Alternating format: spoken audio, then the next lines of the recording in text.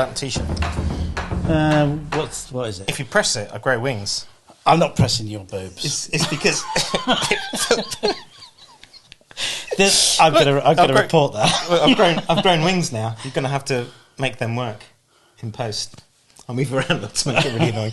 You could give it to Yulia. She could. I'm not going to put anything there. She got my wings. I'll put that You're the Boss theme on again. It's good. I'll switch them off. Good.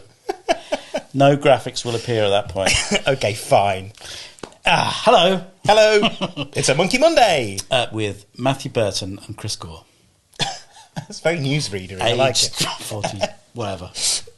28. Yes. So what are we talking about today? Minimum viable audience. It's audience month, I suppose, on Rusty Monkey, and you probably need to have watched the previous video. What the hell are you understand? I don't know. You probably need to watch the one on audience versus user to understand that some of what we're about to rattle out. But, maybe you don't care. It's going well so far, isn't it? I mean, I love the minimum viable audience stuff. I mean, it's a strange thing to love, but it's like when people start... You're a very lonely man, aren't you? I am, yes. When people start businesses, they go, we want to appeal to everyone in the world. And then you just go, if we appeal to... How many clients will we need to survive? If we appealed to 10, and we needed 3 of them, that would be a more powerful thing. So I want to set up a vet's practice for fish. Or certain types of fish. Yeah, something like that. Your marketing suddenly becomes richer and more vibrant, and you're not trying to have the whole animal kingdom to look after. It's kind of a very different ask. I think I like it. I think it's smart, isn't it? I know a guy called Andy Pilkington. Hi, Andy. He runs a little company called Very Metal Art, and he's a great guy. He mostly does animated lyric videos for heavy metal bands, in a way. Another heavy metal reference. But he's so good at it, and he's so niche at it, that everybody who ever wants one of those things, they just name drop Andy everywhere. So it's just, he's not trying to do animation for everybody. He's just found the audience, and he does very, very good job. Very good job, Andy. Well done. I think just lots of people get scared off by going, I'm going to ditch 80% of the world or more than that, and I'm going to concentrate on this tiny thing over here. I think it's really can be quite powerful. So we could use our previous reference, couldn't we, of the what we talked about last week, the travel agent. It was such a long time ago. Was it? I can't remember. Do you want me to remind you? Yes. Okay. So we had a look at different types of audiences inside that crowd, in a way, the travel enthusiast crowd: beach holidays, skiing holidays, city breaks, and the world traveller or explorer.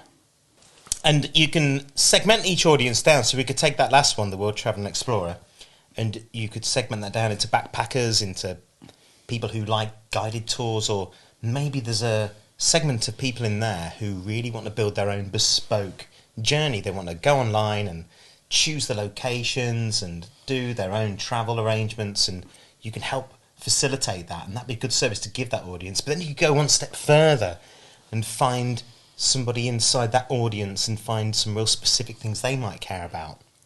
Like, maybe it's the heavy metal fan again. Let's bring some heavy metal back into it.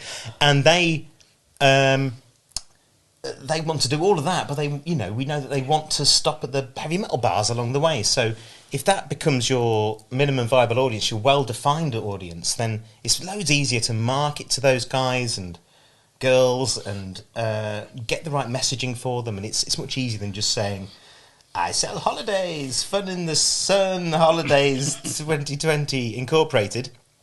To everybody, here you go, here's all the holidays. How do you want to find your holiday? Do you want to just sort by price and buy the cheapest one because you're tight? Yes. And it's also a powerful thing, like when you look at the Marty Neumeier's quote in his book, and you zag when everyone else is zigging. If you're starting a company and you're looking what's out there at the minute, you can go and be really specialised in something that isn't really well served at the minute, like backpackers in their 30s having a midlife crisis rather than backpackers who are just straight out of university, which is where most of them are, I suppose. I can't believe we're giving these guys just all these great ideas. They can just set up all these companies now for heavy metal travels and people in their midlife crisis.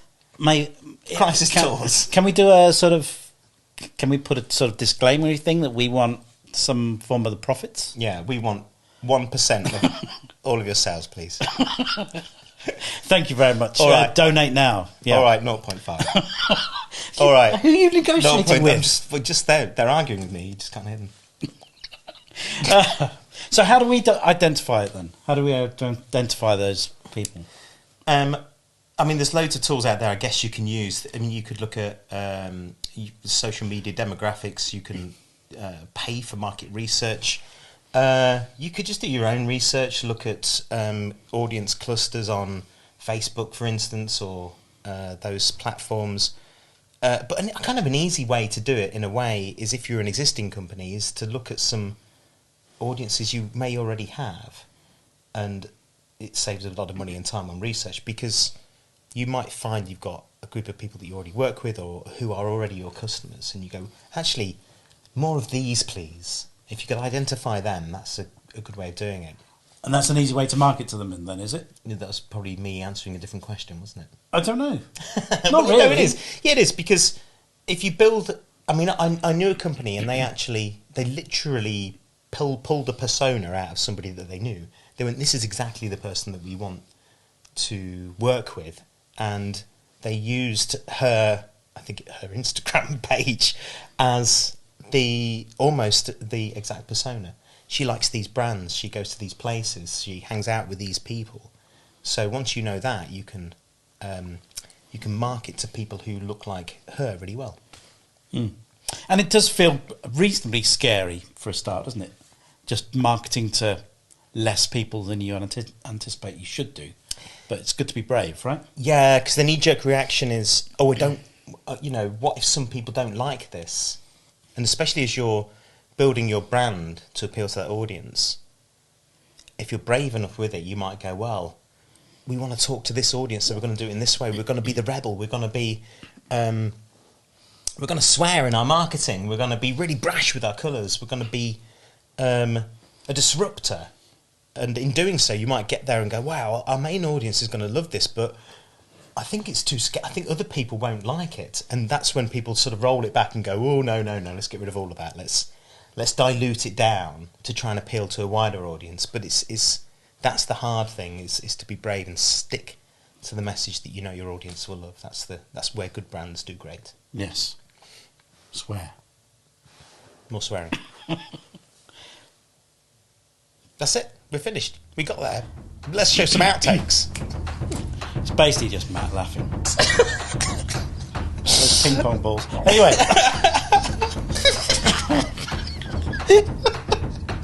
Nothing. Carry on. Carry on?